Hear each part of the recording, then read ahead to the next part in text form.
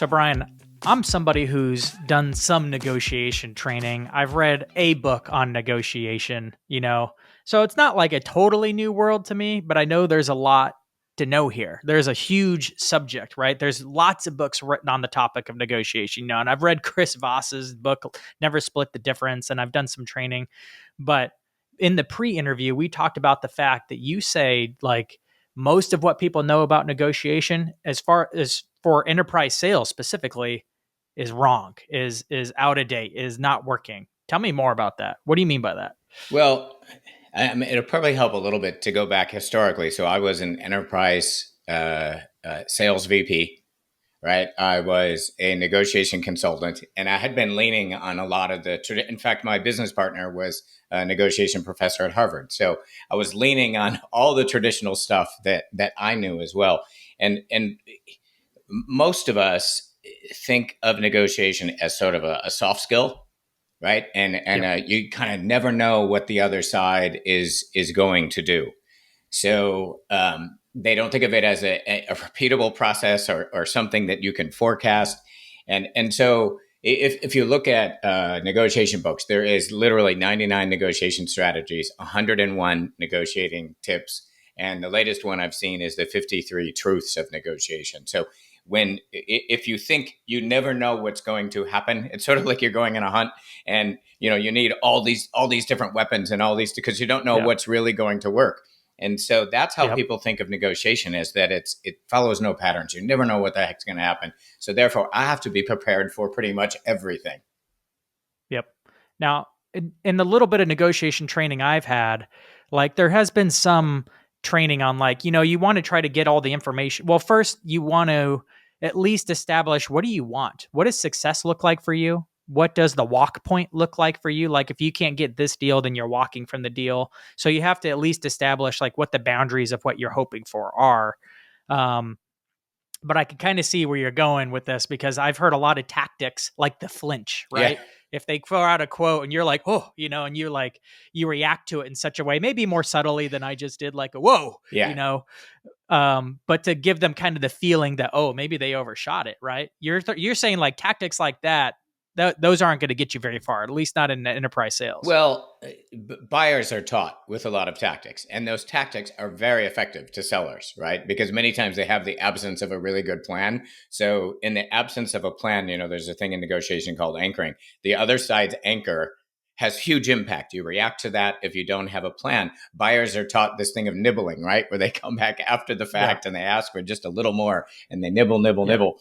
And so the reality is that if you're not preparing in a systematic way, and maybe I wouldn't even say the other side, the buyer is preparing a systematic way, but they do have a set of tricks that work.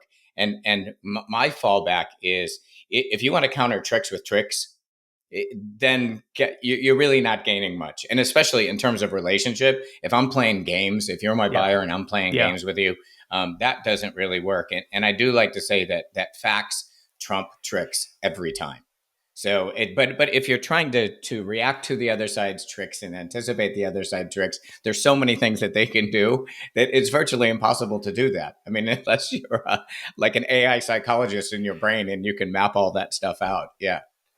Yeah. So the reason why you're saying that, at least from what I from you, is that it's a soft skill and that it's kind of a dance, right? Learning how to do trick for trick. They throw out their tricks, you throw out your tricks, and onwards we go with this negotiation dance, this psychological warfare thing going on in order to get the best deal for each one's trying to get the best deal. And you're saying that if we're playing that game, is it generally going to be a losing proposition? Um, Unless you have somebody that has that kind of soft skill that knows how to dance that dance really well? Or are you saying, like, that there's just a better method that, if you just apply this better method, like, you don't even have to dance that dance anymore? Yeah, there is a better method, and it's sort of like, I've had people ask me, what happens when the other side yells at you? It's like there could be, what happens when the other side, there's a long list of that, right? And when the other side yells at you, by the way, it's like, I really don't care. If you're focusing on facts and you have a very systematic approach, you don't really care. I don't care about the delivery tone that comes to me. But this stuff is very, I think the thing is for buyers, it's really, really effective. Right. In fact, the most common buyer tactic in the world is I can get the same thing from your competitor cheaper.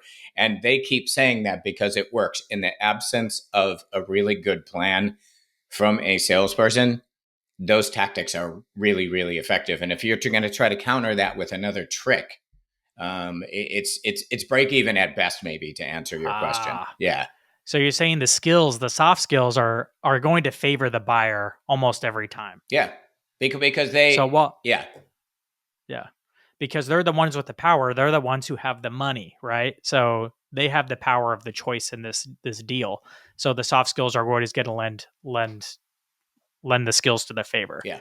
Yeah, and it's very hard to scale soft skills. It's very hard to repeat them, right? It's so dynamic when you think of two. And these days, many times there's a couple players on each side of the table, so everybody's firing these arrows. And if that's what you're trying to focus on, the 101 truths, the 99 strategies, it's those make for very interesting classes. And I think what's happened over the years is a lot of sales VPs have run their teams through negotiating classes, and they walk out of the class and they say, wow, that was really interesting. And I really like Dan. He was a great facilitator. And so they walk away and say, that was a great training class because people liked it. There's a massive difference. And I think you talked about like hostage negotiating. It's fascinating and it's very cool. And I actually like listening to some of those videos. It's a very difficult thing to scale and to Yeah. use and to anticipate and to repeat, kind of, to install a process into the organization. It's very difficult to install a process of soft skills. And that Yeah. it still goes back down to this fundamental, this base that we believe that you never know what's going to happen. And tips and tricks and psychological skills, where you sit at the table, all those kinds of things. What happens. I just heard this last week. Someone saying, well, now everything's on Zoom and the buyers don't use their camera.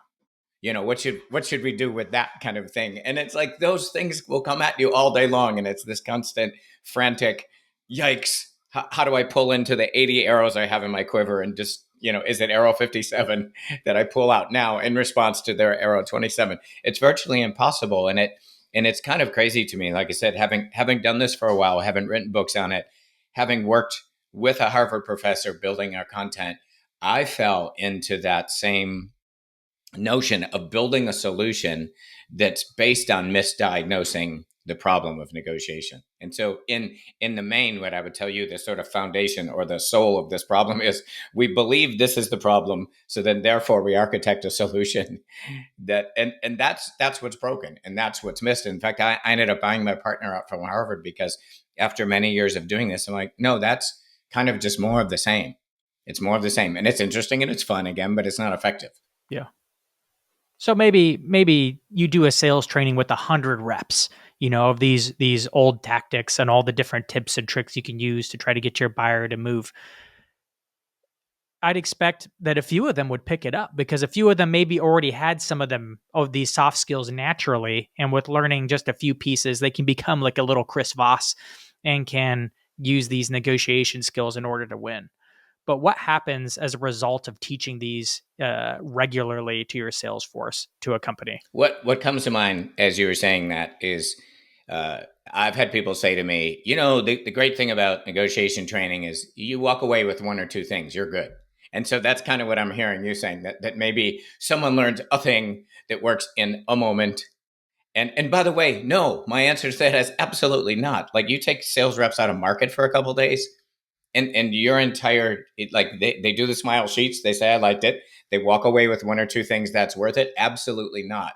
And but that's the sort of common belief with this. That's the standard at which negotiation is held, which is just, it's a terrible standard to say I'm going to spend this money on the training, I'm going to lose this opportunity cost of people being out of market.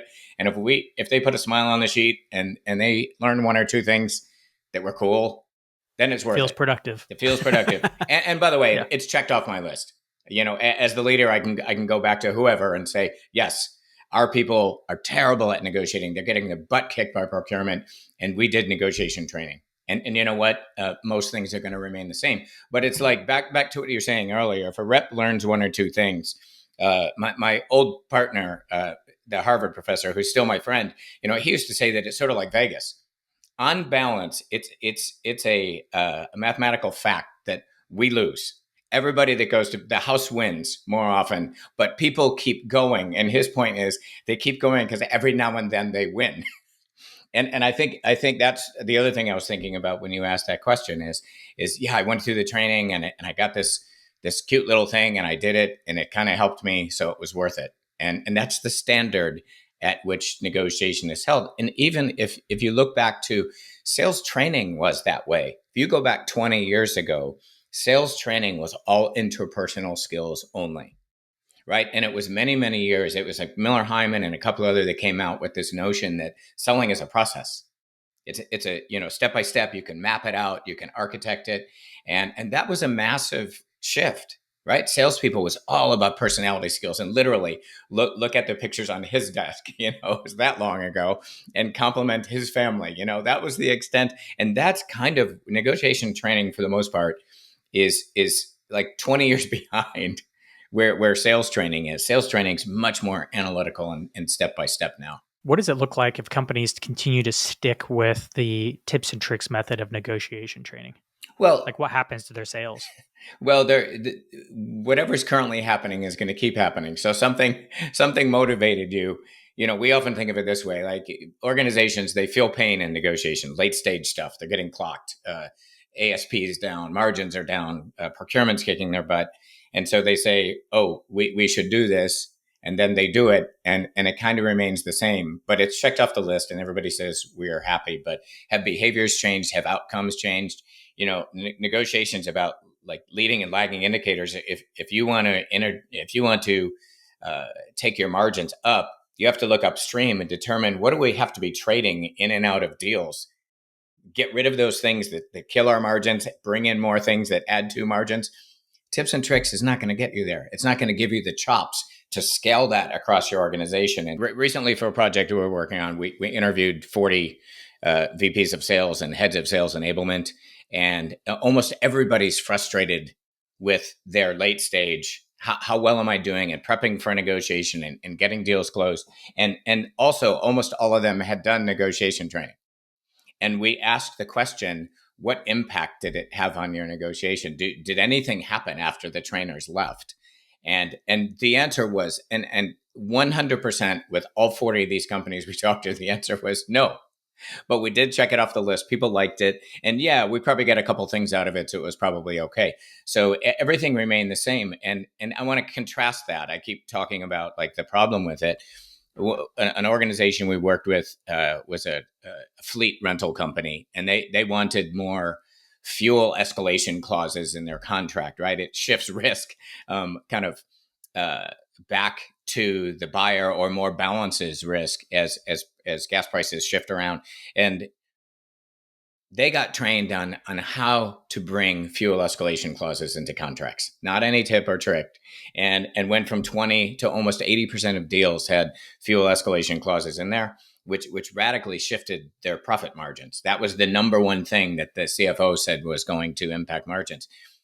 That's a contrast to tips and tricks. It's no, how do we execute our strategy one deal at a time? What's the strategy of the people who own deal approval, whether it's pricing or T's and C's, and how do we do those things better?